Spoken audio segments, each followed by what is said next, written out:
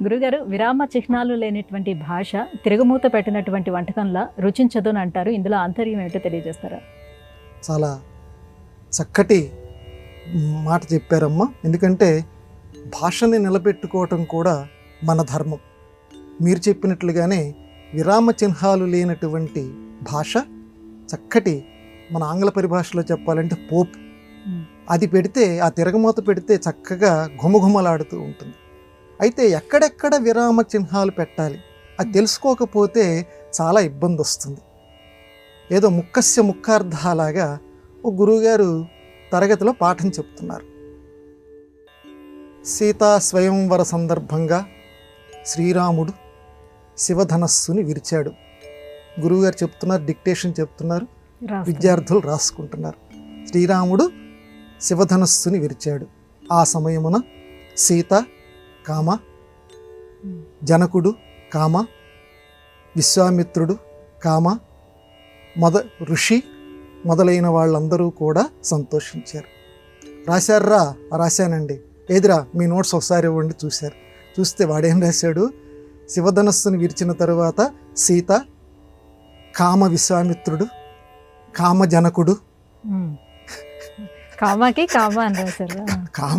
కామ అని రాయకుండా వాడు అంటే విరామ చిహ్నం అని, అంటే దీన్ని ఈ గుర్తుతో పెట్టాలి. ఆంగ్ల పరిభాషలో చెప్పాలంటే కామాని గుర్తు పెట్టాల్సింది పోయి వాడు అక్కడ కామ రాశాడు. కామ అనేసరికి అర్థం మొత్తం మారిపోయింది.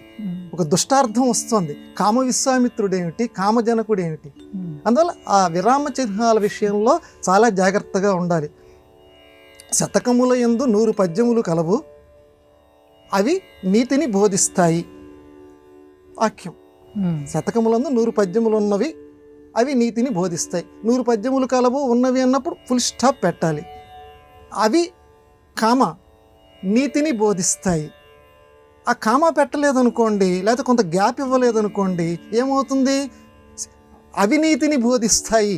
శతకములందు ఉన్నటువంటి పద్యాలు అవినీతిని బోధిస్తాయి అనేటువంటి ఒక దురర్థం మనకి వస్తుంది. అందువల్ల విరామ చిహ్నాల విషయంలో అంత జాగ్రత్తగా ఉండాలి. అంతకంటే పూర్వకాలంలో ఆంగ్ల భాషలో కూడా ఈ రకంగా, ఎందుకంటే జార్జ్ చక్రవర్తి భార్య ఆంగ్ల భాషలో కూడా అక్కడి నుంచి వచ్చిందే మనకి బాగా. ఇవి ఆవిడ దగ్గరికి ఒక ఖైదీకి సంబంధించి, ఇప్పుడు కనుక మనం రాష్ట్రపతి కనుక క్షమాభిక్ష పెట్టినట్లుగా ఆ రోజుల్లో వాళ్ళది ప్రాభవం కనుక ఆ రాణి గారు ఒక లేఖ పంపించారు. ఏమని లేఖ పంపించారంటే, ఒక ఖైదీకి ఉరిశిక్ష పడాలి, pardon to be sent to Siberia.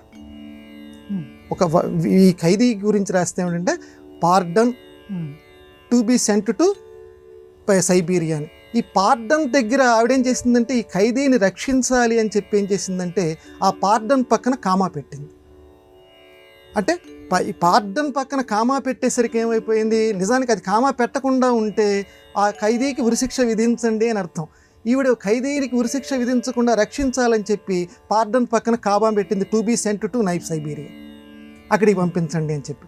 ఆ రకంగా కామా గనక పెట్టకపోతే అర్థం మొత్తం మారిపోతుంది, పెడితే ఇంకొక అర్థం వస్తుంది. ఇది ఆంగ్ల భాష కానివ్వండి, మన తెలుగు భాష కానివ్వండి, ఏ భాష అయినా కానివ్వండి, విరామ చిహ్నాలు అంత జాగ్రత్తగా ప్రయోగం చేయాలి, అంత జాగ్రత్తగా రాయాలి. అది మన భాష మనకి నేర్పుతున్నటువంటి ధర్మం. దీనిని అందరూ కూడా ఎరుగుదురుగాక.